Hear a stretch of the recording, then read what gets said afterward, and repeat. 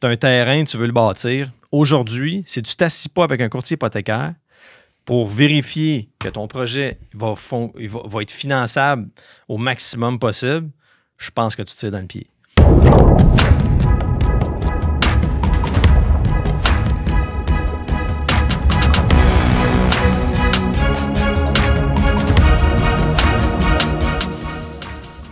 Bienvenue dans mon nouveau podcast qui est dédié strictement à l'immobilier, multilogement et commercial. Je m'appelle Samuel Lapointe, je suis un courtier immobilier, bien sûr. Donc, le but du podcast, c'est bien sûr de partager les connaissances que j'ai acquis au fil du temps. Puis je vais faire venir plein d'invités qui sont justement dans le domaine de l'immobilier pour amener une belle valeur aux investisseurs.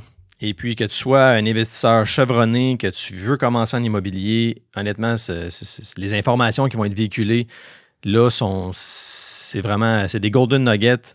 Si tu veux t'informer sur le marché, ben écoute le podcast, puis tu vas avoir super belle information. Fait qu'aujourd'hui, j'ai mon invité, un invité que je travaille souvent avec lui, que j'apprécie beaucoup dans mon day-to-day. Parce qu'on a une belle chimie puis on apporte une excellente valeur ajoutée à nos clients. Et c'est Nicolas Forgette, courtier hypothécaire. Salut Nicolas. Salut Sam, ça va bien?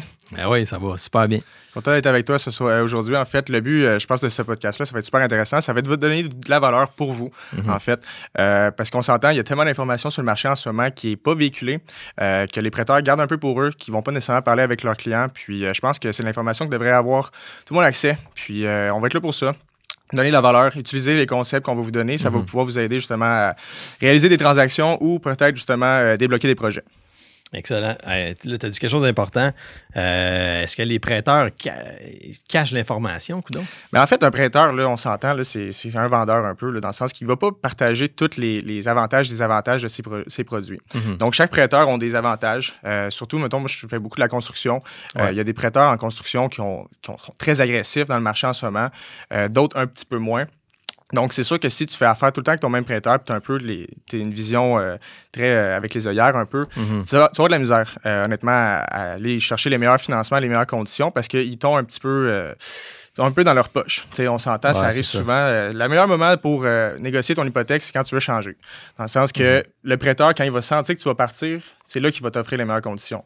Ils ne vont jamais te les offrir la première fois. C'est ça que je trouve un peu dommage dans le marché. Ils se gardent toujours des cartes. Puis ça, on le voit très souvent. On revient avec une nouvelle offre. Puis c'est rare que, justement, ils ont juste une offre à nous présenter. Puis souvent, quand les gens, justement, sont un peu mariés avec le prêteur, ben, ils vont faire affaire et vont accepter l'opinion directement. C'est comme un peu quand tu vas chez le médecin. Tu le vois comme un spécialiste, tu le vois, justement, que lui, il a toutes les réponses, mais c'est peut-être pas nécessairement le meilleur produit pour toi en ce moment. Il y a son expertise, là, tu sais. Il y a des médecins généralistes puis il y a des médecins spécialisés, là. Exactement. Puis c'est ce qu'on voit. C'est ça. Parlant de spécialisés, justement, je t'ai présenté, mais aujourd'hui, on va parler principalement de la construction neuve, tout ce qui est en lien, le financement en lien avec la construction neuve, puis comment est-ce que tu as un avantage dans le marché comme expert là-dedans pour aider les constructeurs. Parce que là, en ce moment, là, ce qui se passe, là, on est, pour situer les gens qui écoutent ça, on est en 2023, on est au mois de mai. Le marché financier il a été chamboulé dans les dernières années.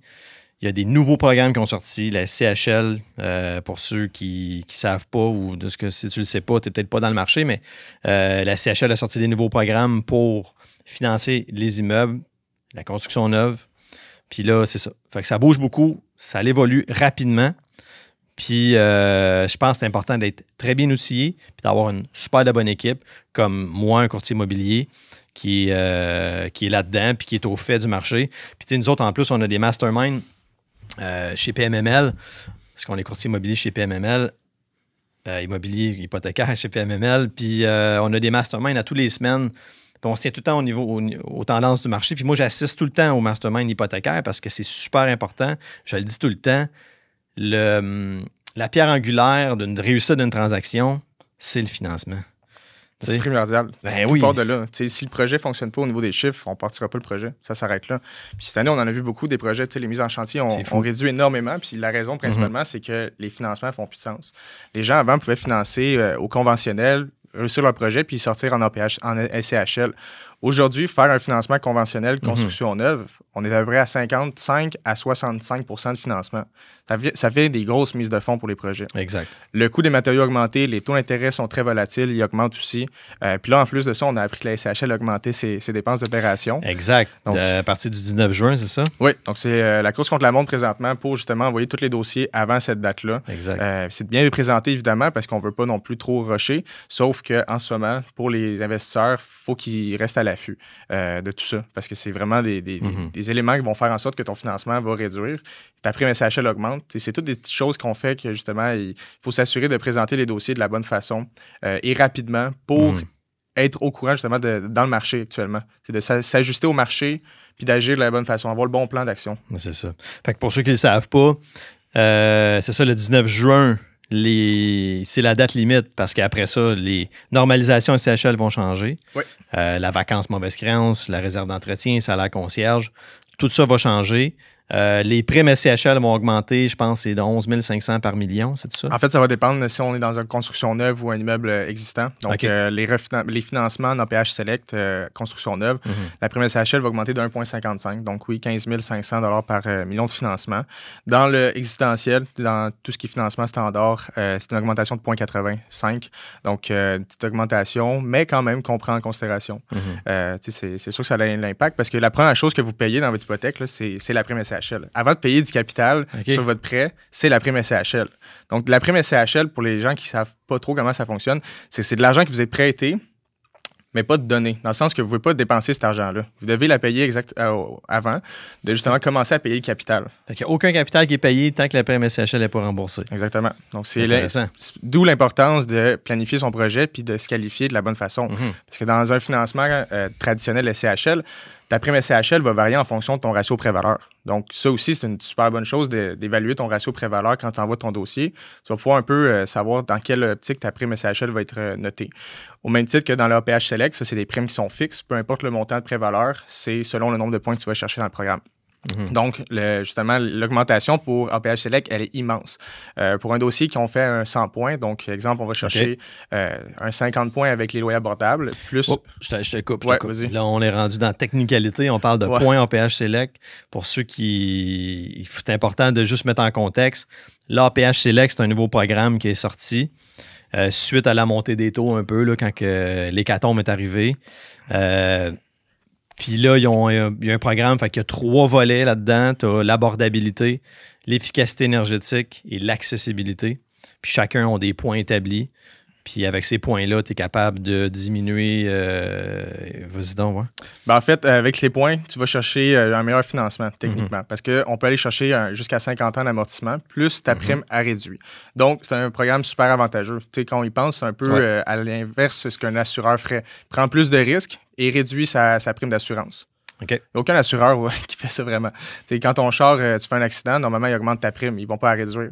Donc, c'est ça, exact. La SCHL, ils sont allés dans l'autre sens parce qu'ils veulent stimuler quand même l'investissement. On dit souvent que les constructeurs n'ont pas d'aide parce qu'en ce moment, justement, les conditions de financement sont pas agréables. On ne se cachera pas. Sauf que le programme APH Select, il est vraiment fait pour les aider. Ben oui.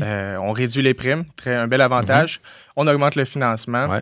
C'est sûr que sur 50 ans, le capital qu'on paye est très minime, on ne se cachera pas, sauf que calcule ton coût d'opportunité. Son coût d'opportunité là-dessus, c'est tu réussis ton projet ou pas. Exact. Quand tu es un constructeur qui fait plusieurs projets par année ou au fil des années, avoir un immeuble sur 50 ans parmi un gros parc immobilier, c'est pas une grosse différence. Ça, on va rentrer justement dans la gestion de portefeuille à ce moment-là. Avoir 2-3 propriétés en APH Select, ça fait du sens. Avoir des termes de 10 ans, des termes de 5 ans, c'est toutes des choses qu'on va regarder pour s'assurer qu'on va mitiger le risque à travers le portefeuille. Ouais. Là, tu as dit une autre affaire. Des termes de 5-10 ans. CHL, on peut faire des termes de 5-10 ans. Il y a d'autres paramètres. Moi, je trouve ça vraiment intéressant ce que tu dis parce que toute ta valeur que tu as là, que tu apportes, tu sais, moi, j'ai des connaissances dans le marché transactionnel et tout ça. Je sais un peu ce que les investisseurs s'attendent comme rendement et tout ça. Puis, justement, je travaille ça beaucoup avec eux. Puis là, avec toi qui arrive, puis qui a des connaissances plus poussé, plus technique au niveau du financement, on est capable d'établir des belles stratégies pour des acquisitions ou de la construction. Puis là, moi, c'est ce que je vois. J'ai beaucoup de gens qui viennent me voir. Puis d'ailleurs, on a un client on l'a rencontré récemment ensemble, que il était un peu sur des vieilles mentalités, tu sais.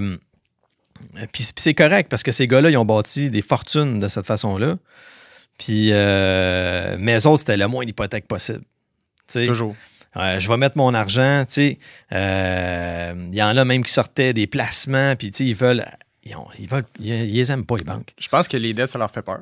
Ouais, c'est ça. C'est normal. Mais c'est un leverage. Oh oui, c'est normal. Tu sais, c'est quand tu t'es jamais lancé là-dedans que tu sais pas trop comment gérer. Puis je pense que cette rencontre-là était super intéressante parce que cet homme-là a quand même bâti un très beau parc immobilier, lui seul. Puis là, il est solide. Là. Vraiment. Puis on arrive dans le marché actuel, il est pas loin de la retraite, ce monsieur-là. Puis on s'entend, son projet, sans financement, il fonctionne plus.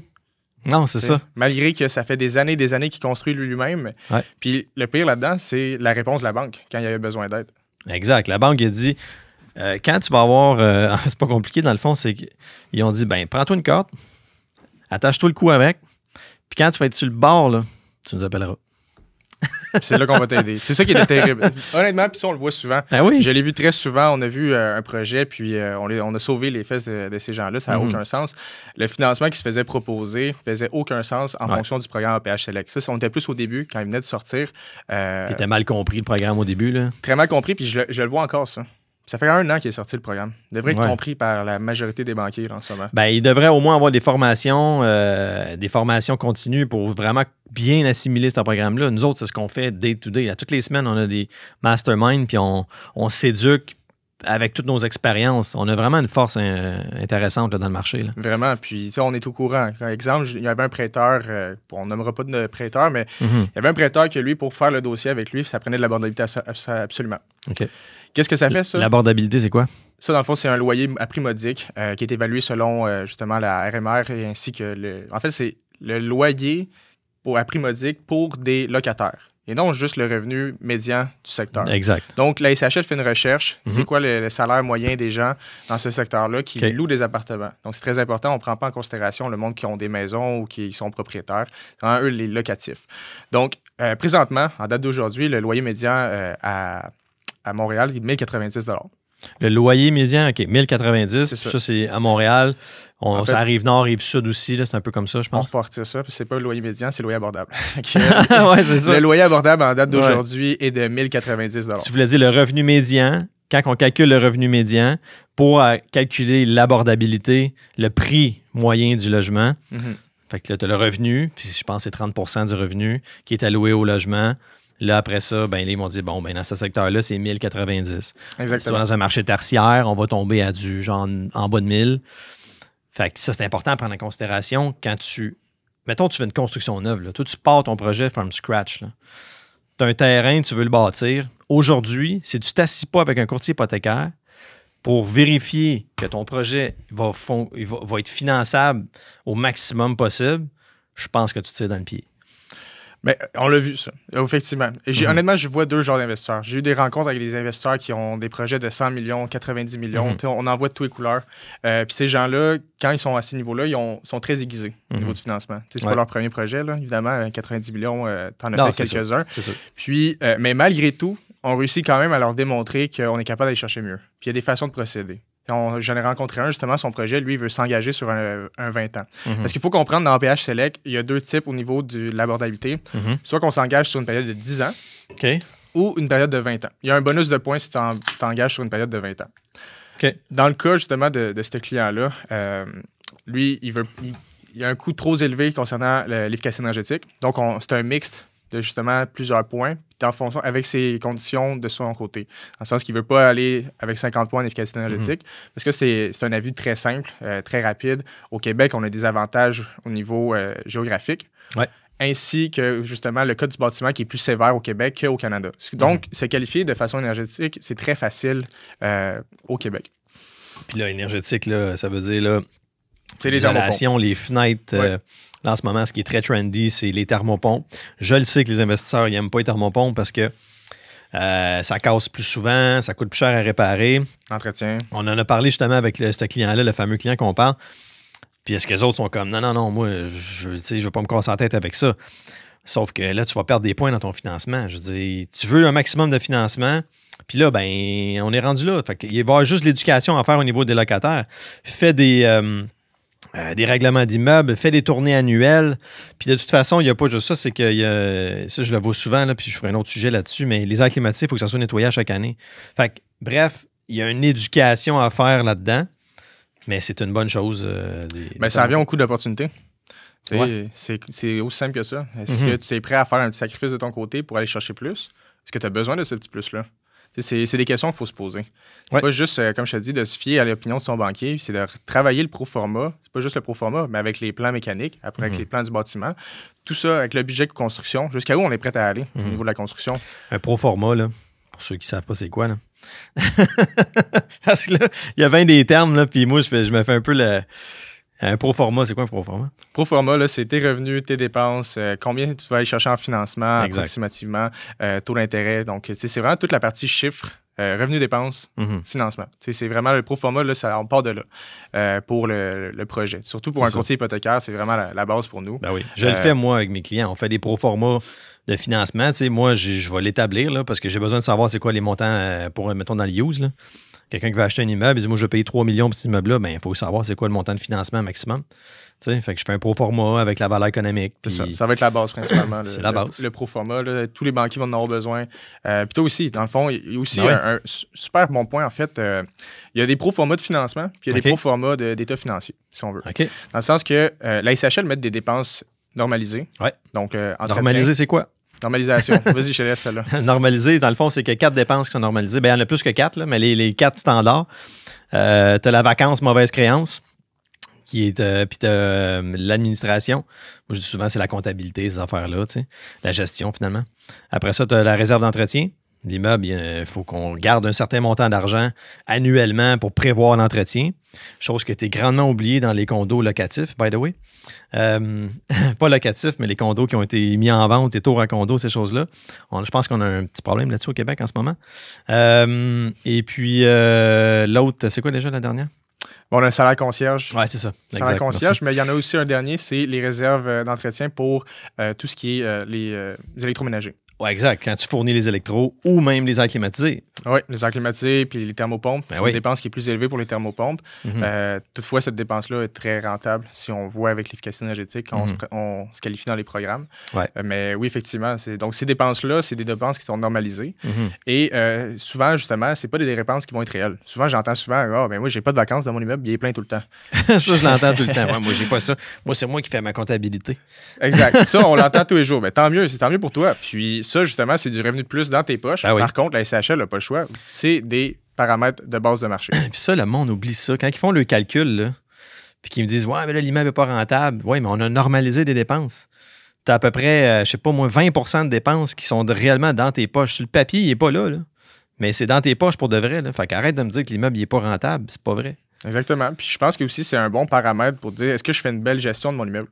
Si mon immeuble, je suis capable de générer mieux que la normalisation SCHL, bien, je suis en haut de la normalisation SCHL, donc je gère bien mon immeuble. Si tu es en bas, exemple, tu as des vacances de 6-7 puis on normalise à 3-4, bien, tu as un indice très, très réel de que tu ne gères pas assez ton immeuble de bonne façon. Peut-être que tu faut mettre un peu plus de marketing, quoi que ce soit. Au même titre que l'entretien et réparation, je pense que la gestion de l'immeuble, justement, quand tu fais bien tes choses, ça va coûter moins cher. Donc, ça me fait penser à une question. Est-ce que tu es capable de faire un dossier avec un banquier pour justement faire diminuer les normalisations? Normalisation, c'est normalisé. Hein? Ça ne bougera pas. La normalisation qui peut bouger, principalement, c'est surtout la vacance. Donc, 3-4 exact. Des fois, 5 Des fois, ça peut être avantageux d'augmenter ta vacance. Ah oui? Oui, ça, on l'a fait. Ça, c'est super important. Puis on l'a fait dans plusieurs projets. Okay. On s'entend dans un projet de construction neuve, les loyers sont projetés.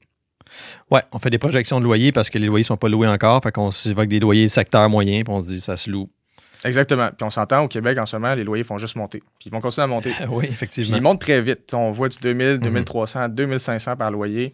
C'est des revenus qu'on n'avait jamais vus auparavant. Surtout dans des 5,5, 4,5. Puis souvent, SHL, on fête le dossier, on met la vacance à 3 bien, eux, ce qu'ils vont faire, c'est qu'ils vont pénaliser ton revenu. Okay. À place de dire, OK, moi, je loue à 2500, ils vont dire, écoute, nous, le marché, selon nous, il est à 2000 Ce qu'on fait, nous, normalement, c'est qu'on va regarder avec la SHL. Si j'augmente mon taux de vacances d'un petit peu, Est-ce que tu es prête à m'accepter? Puis ils disent principalement Fait oui. qu'ils se back là J'ai plus de derrière vacances. avec... Ouais, c'est ça. Et au final, le but, tu as plus de revenus nets.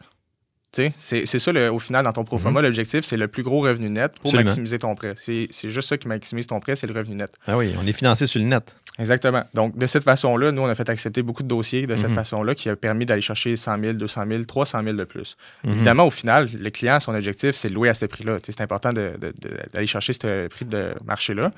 Puis de pas de justement dire, écoute, on visait 2000 puis on a loué 1500. Il faut quand même que les gens soient compréhensibles par rapport à ça. C'est que les revenus, il faut les respecter. Quand on fait une demande à CHL, si on a dit qu'on allait chercher 300 000 de revenus, il faut aller chercher ce 300 000-là.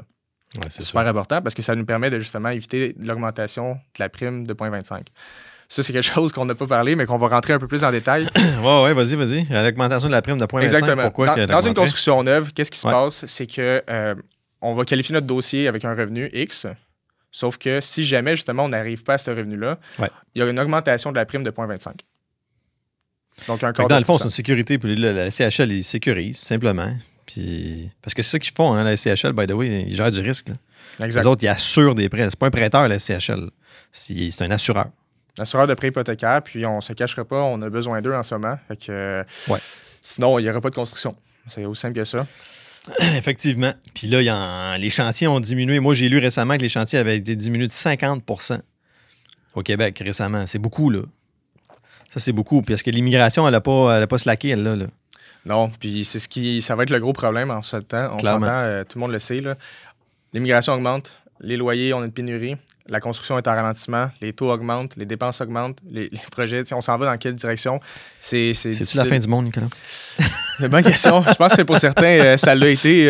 Ils l'ont vécu. On s'entend juste cette semaine, on a eu une augmentation de 0,5 dans le taux au niveau du financement long terme. Ça, c'est super important. Il y a une différence entre le taux directeur et le financement assuré CHL. C'est pas les mêmes taux d'intérêt. Donc, pour certains, quand c'est une augmentation de 0,5, c'est 6 millions qui perdent dans leur projet en financement. Imagine-toi. C'est des belles nouvelles, ça. Hein? Ben oui, c'est ça, exact. Puis, ça l'amène à un point qui est important, naviguer à travers ton financement. Parce que le moment que tu pars ta transaction, le moment que tu arrives au notaire, il s'en passe des choses.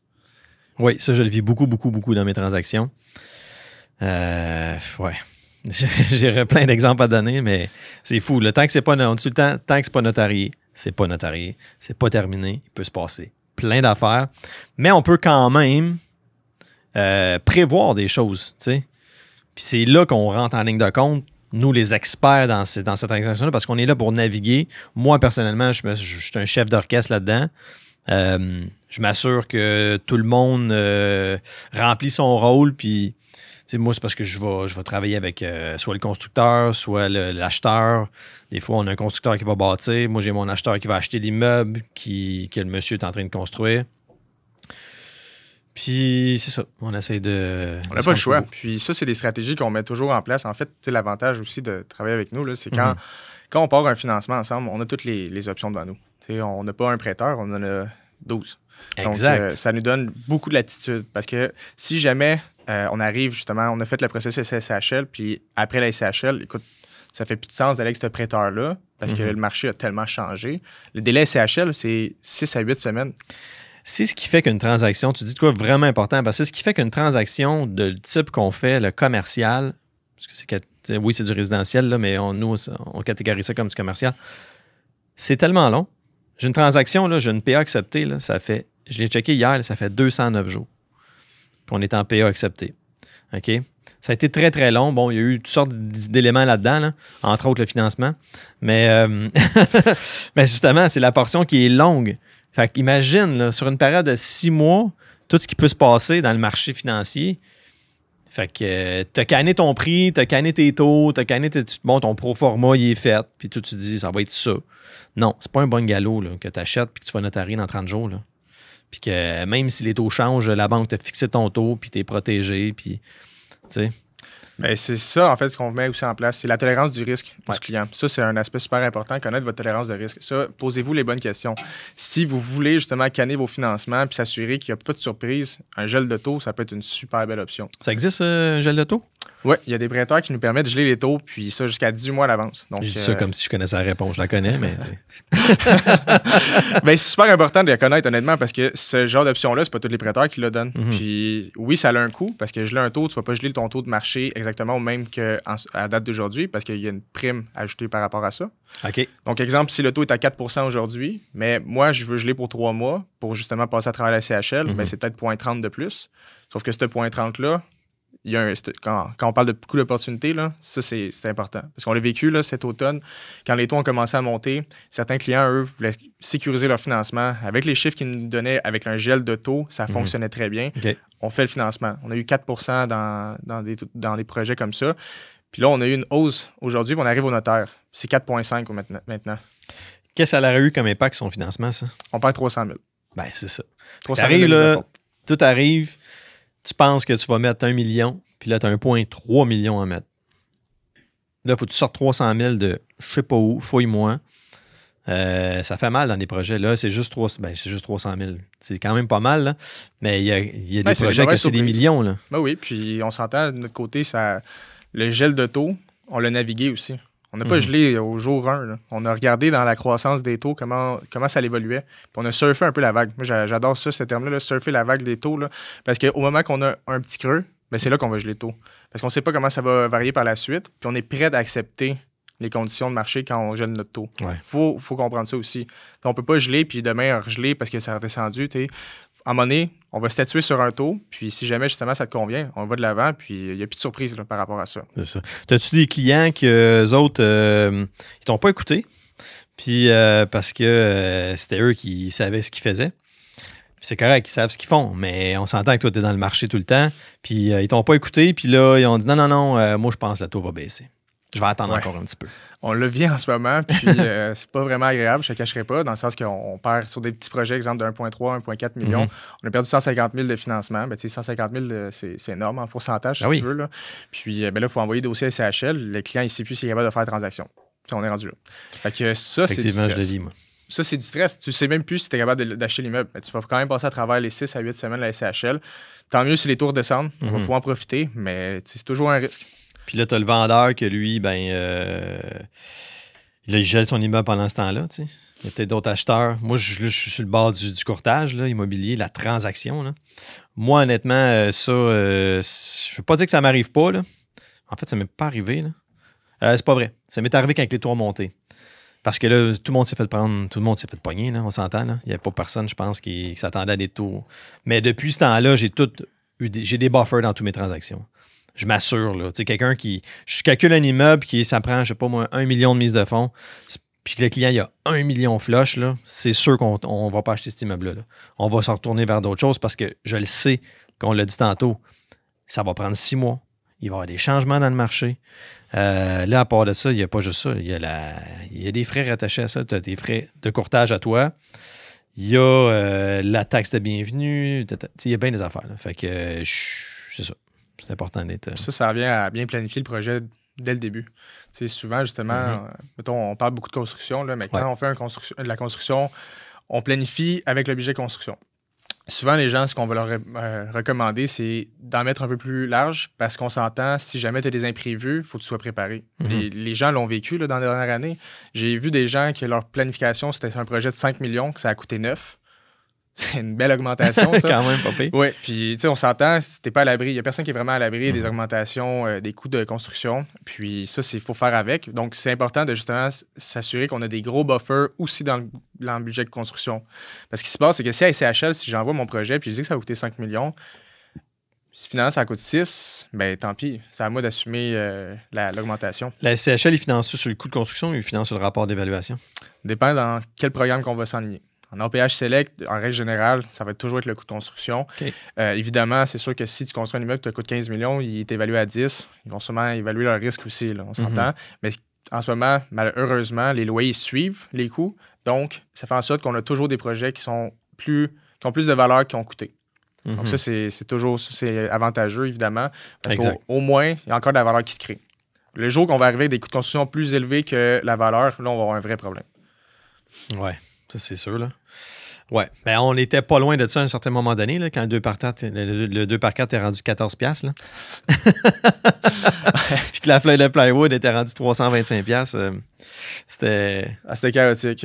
Ben oui. Vraiment, honnêtement. Puis je félicite les gens qui ont réussi à traverser tout ça parce que honnêtement, ça prenait beaucoup de courage. Puis pas juste ça, dans le fond, beaucoup de résilience, honnêtement. Là. Ouais. Puis on a besoin encore de ces gens-là. C'est ça que les gens ne réalisent pas. Puis c'est un peu le but aussi de travailler avec nous, c'est qu'on a débloqué des projets. On a un projet de 40 millions cette année qu'on a débloqué, qui était supposé faire en condo, qui a de la misère à vendre. Il voulait faire son projet, c'est un super beau projet. Heureusement, on est arrivé avec une offre de financement excessivement compétitive. On est allé chercher 7 millions de plus que la banque. Énorme, là. C'est énorme. C'est énorme, certain. Puis grâce à ça, le financement fonctionne, son projet fonctionne. Il se retrouve à mettre uniquement la valeur de son terrain, en gros, en mise de fonds, puis ça le convenait.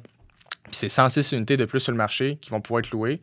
Puis c'est un espace de vie qu'on vient d'aider à créer. Donc, tu sais, ça, pour moi, c'est la plus belle chose dans le travail, c'est d'aider ces gens-là à réaliser leur projet quand il n'y a personne qui est capable de leur donner une solution. Puis c'est pour ça que ces gens-là viennent vers nous. C'est qu'on leur trouve des solutions à leurs problèmes. Le projet est complètement arrêté, là. Puis là, on les débloque. Puis ça fonctionne. Puis on réussit à faire beaucoup de circuits quand même. Ça, c'est sharp, honnêtement. Puis c'est très gratifiant, ce que tu dis là. Ça doit être vraiment gratifiant. Puis c'est la beauté, comme tu dis, de travailler avec nous autres. On est des gens de solutions. On va hustle pour nos clients. On va grinder. On va ouvrir des portes. On va faire en sorte que les transactions fonctionnent. Nos clients, ils veulent transiger. Ils veulent continuer à bâtir. Ils veulent continuer à acheter. Ça passe par du financement. Ça passe par du monde qualifié. Honnêtement, c'est ça. C'est ça le but de travailler avec nous aussi. Là. Notre service, il n'est pas gratuit. Là. Aller voir la banque, ça ne vous coûtera pas grand-chose. Mais en fait, là, on va revenir au coût d'opportunité. Des fois, faire avec la banque, ça coûte cher, finalement, parce qu'il y a une différence entre le prix payé et le coût, évidemment. Puis le but, justement, c'est quand les gens viennent vers nous, c'est parce qu'on apporte énormément de valeur dans une transaction. Si on n'apporte pas de valeur, c'est arrivé des fois avec des clients, je leur dis, écoute, l'offre de ta banque en ce moment, là, excellente. Continue avec lui.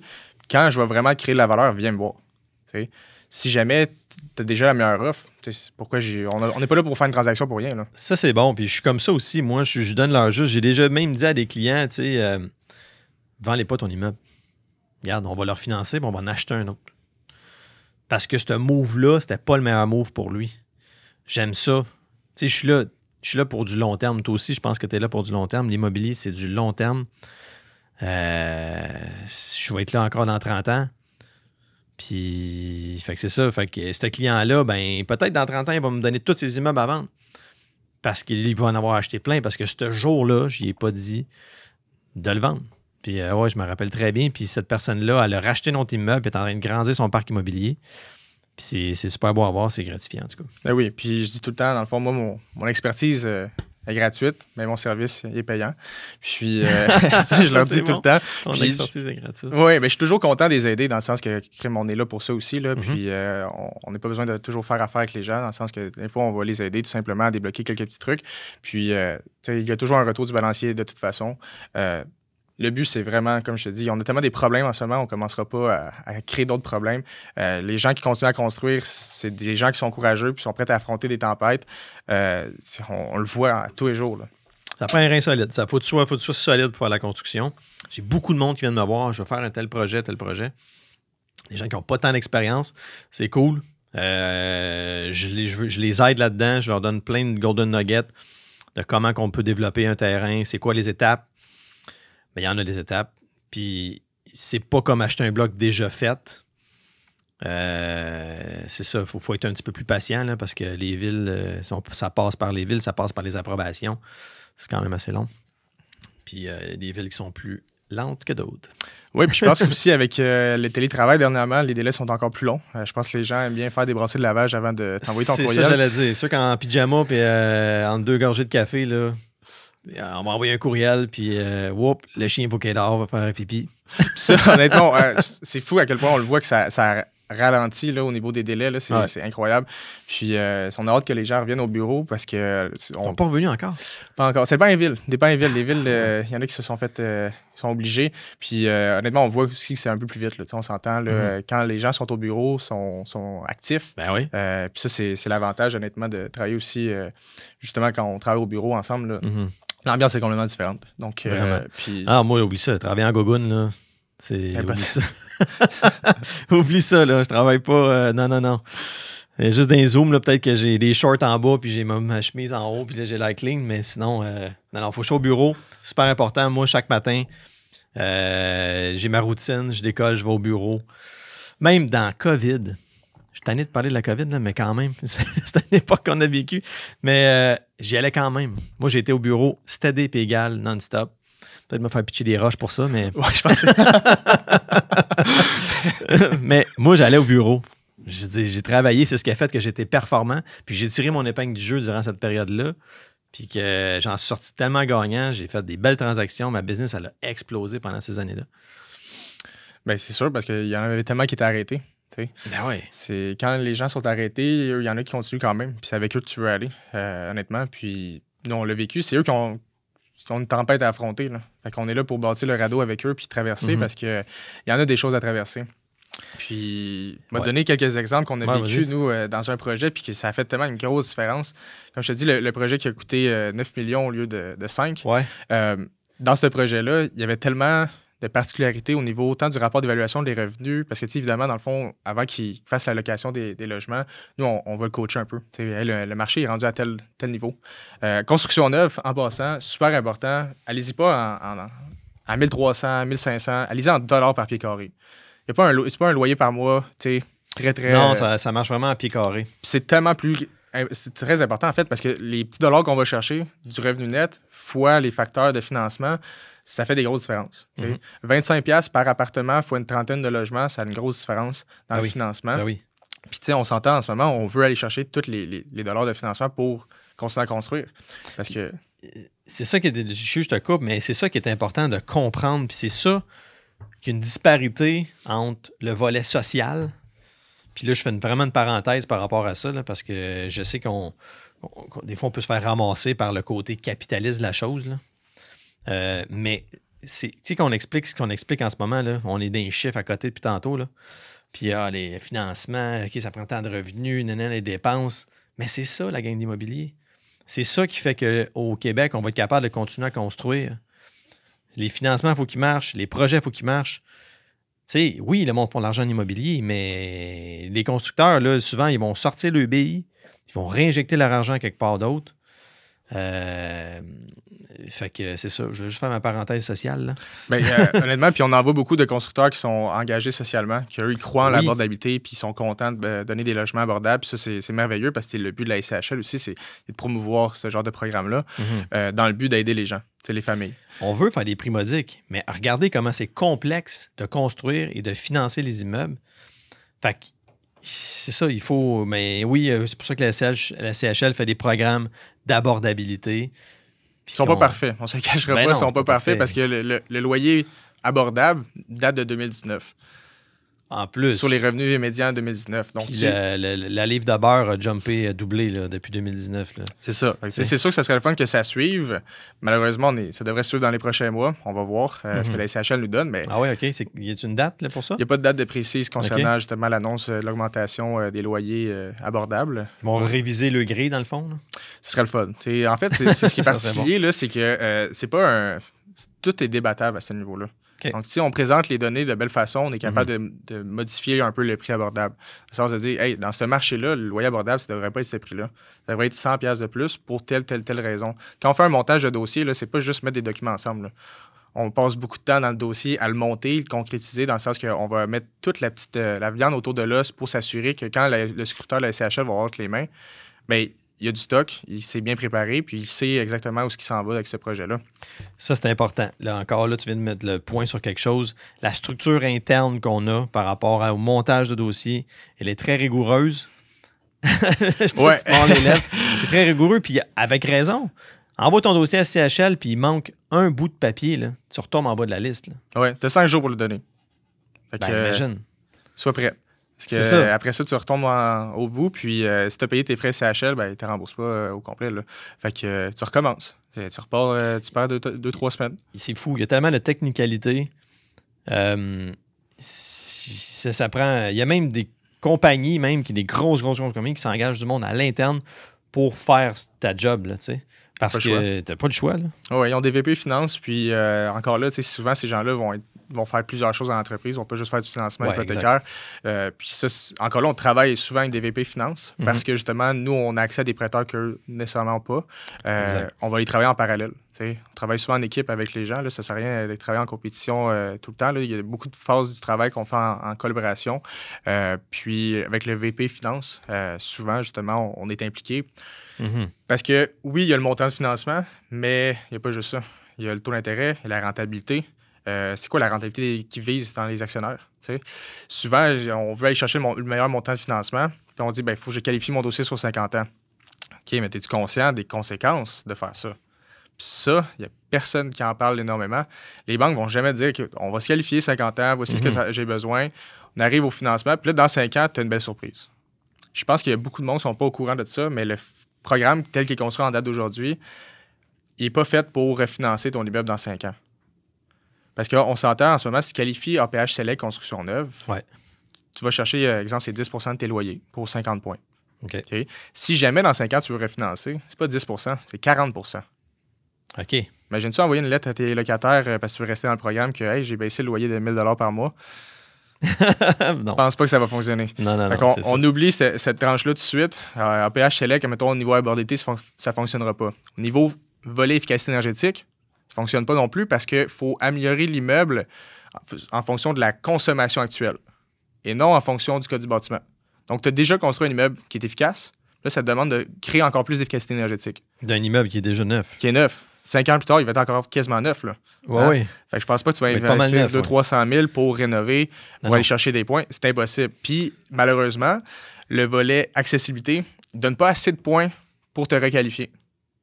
Donc, grosso modo, tu ne peux pas refinancer APH Select dans 5 ans. Donc, tu dois te tourner vers le financement SHL traditionnel. Puis ça, la grosse différence, c'est que le maximum, c'est 40 ans d'amortissement. Donc, si tu vois que tu es parti à 50, tu es rendu à 45, donc tu perds un 5 ans d'amortissement.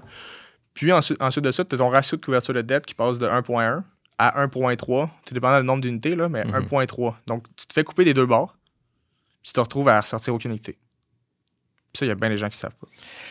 Il y a bien des gens qui savent pas toutes ces choses-là.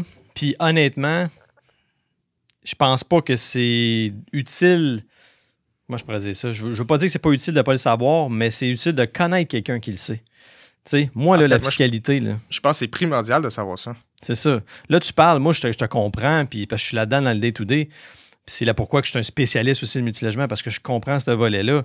Mais pour quelqu'un qui ne connaît pas tellement ça, ça doit ressembler à moi quand un fiscaliste me parle de tous mes avantages fiscaux que je peux avoir si je fais ça, puis si je fais ça. Puis c'est compliqué, je te dis, là, parlant de fiscaliste, j'ai mal à la tête. Là. Non, je te comprends. J'ai vraiment mal à la tête. Fait que... puis là, ben c'est ça. Fait que, tout ça pour dire que on a une expertise dans le marché, puis c'est ça. Parce que, as-tu vu ce qu'on parle là, la complexité d'une transaction, de tous ces volets-là? Puis honnêtement, là, ça s'en vient de plus en plus sophistiqué. Puis là, je fais une plug à la MREX, là, parce que les autres utilisent beaucoup ce mot-là, la sophistication dans le marché. Puis honnêtement, ils ont raison. Parce que c'est très sophistiqué, le marché multilogement. On n'est plus dans les années 80 que tu achetais un immeuble à 4-5 fois les revenus, puis que tu t'assisais dessus, puis c'était correct, puis tu faisais rien pantoute, puis tout allait bien. Je pense pas qu'on est dans ce marché-là aujourd'hui. T'sais. En fait, on va être dans un marché où quand on est dans un marché que les taux augmentent, c'est là que c'est plus difficile pour les emprunteurs parce qu'on se retrouve dans une situation où tu perds de la valeur. Tu perds des capacités de financement à tous les jours, pratiquement, là, quand ça bombe. Là. Donc, versus dans les années 80, ça faisait juste descendre. Fait que la valeur était créée par les baisses de taux. C'était aussi simple que ça. Tu n'avais pas besoin d'augmenter tes revenus. Ouais, c'est ça. Ton taux d'intérêt descendait tout seul. Là, on est dans l'inverse. Ton taux augmente, tu perds de la capacité de financement. Comment tu crées de la valeur dans ton immeuble quand les taux se battent contre toi? Ouais. J'ai rencontré des clients, puis ils ont fait c'était pas un Zoom très agréable, ça. Okay. Ils ont acheté un immeuble semi-commercial. C'était une optimisation. T'sais, on le voit souvent, ça, les optimisations, c'est super à la mode parce que le parc immobilier a besoin d'optimisation en ce moment. On s'entend, là? Oh oui, définitivement. Le parc immobilier a été bâti principalement dans les années 1930, mettons, à 1980. Donc, on s'entend, les immeubles ont besoin d'amour. Puis les dépenses d'entretien n'ont pas vraiment été gérées de la même façon. Je pense pas qu'ils ont suivi la grille de la SCHL à ce niveau-là. Puis... non, c'est sûr. Donc, prenons l'exemple que tu as fait un projet il y a environ 2 ans. Ouais. Ce qui s'est passé à ce moment-là, c'est que tes taux d'intérêt au conventionnel étaient à peu près à 2 %. Puis quand ils ont fini l'optimisation, les taux SCHL étaient rendus à 4 %. OK. Donc là, on optimise. Le take-out, c'est SCHL principalement. Les gens vont chercher tout leur billet à ce niveau-là. Donc souvent, ce que le monde fait, c'est financement conventionnel 1 an ou 2. Puis après ça, on s'en va à SCHL une fois que l'optimisation est faite puis l'immeuble est stabilisé. Parce que SCHL veut savoir si l'immeuble est stabilisé. On ne peut pas tout simplement arriver des nouveaux loyers comme ça. Ouais. Donc, eux, ce qui est arrivé, c'est que le financement qu'il y avait pour le conventionnel, moi, au niveau SCHL, j'arrivais au même montant. Okay. Donc, le 400 000 qu'ils avaient mis en rénovation avait rapporté aucune valeur financière. Tabarouette. Ouais. C'est quand même l'argent gaspillé par les fenêtres, ça. Fait qu'ils ont pas mal eu la même réaction quand je leur ai annoncé. Parce que le financement, je ne peux rien faire. C'était kiff-kiff. Là, ils t'ont-tu dit, je vais aller voir mon banquier, il va me le donner. Non, le banquier n'a rien fait non plus. En fait, moi, je leur ai conseillé, honnêtement, la seule façon que vous pouvez vous sortir de là, c'est vendre l'immeuble. Aussi simple que ça. Parce que c'est un partenariat. C'est un bon sujet ça, pour un prochain podcast, là, les partenariats, les risques dans les partenariats. Et ça, c'est bon, je vais me prendre une note là-dessus. Parce que honnêtement, il y en a des risques dans ce partenariat. Il y a plein. On avait une personne qui s'occupait du projet, une autre personne qui s'occupait de mettre la mise de fonds. T'sais, on s'entend, il y en a une qui n'a pas beaucoup de risques, l'autre qui en a beaucoup. Puis sa mise de fonds, c'était sa retraite. Fait que, imagine. Ouais, imagine le risque. Puis le stress. Mais la bonne nouvelle en tout ça, c'est que ils pouvaient vendre l'immeuble. Puis ça, je pense qu'on va le voir aussi quand même de plus en plus. Là. Je le vois, là, moi, j'ai des constructeurs là, qui là, ils m'appellent parce qu'ils sortent pas l'EBI, puis là, ils veulent vendre les immeubles. C'est correct. Là. C'est pas la fin du monde de vendre. Là. C'est pas un échec de vendre. Là. C'est justement de dire, regarde, c'est stratégique. Ben oui. Je vends l'immeuble, puis je vais en bâtir d'autres. Fait que, écoute, je suis obligé de stopper ça, mais de mettre fin à ça parce que ça fait quand même un petit bout qu'on parle. Puis... Mais honnêtement, merci Nicolas, c'est vraiment beaucoup d'informations, beaucoup de golden nuggets que j'aime bien dire. Puis on en fera un autre. Je pense que c'est super important d'informer les gens sur toute la technicalité en arrêt d'une transaction du type qu'on fait.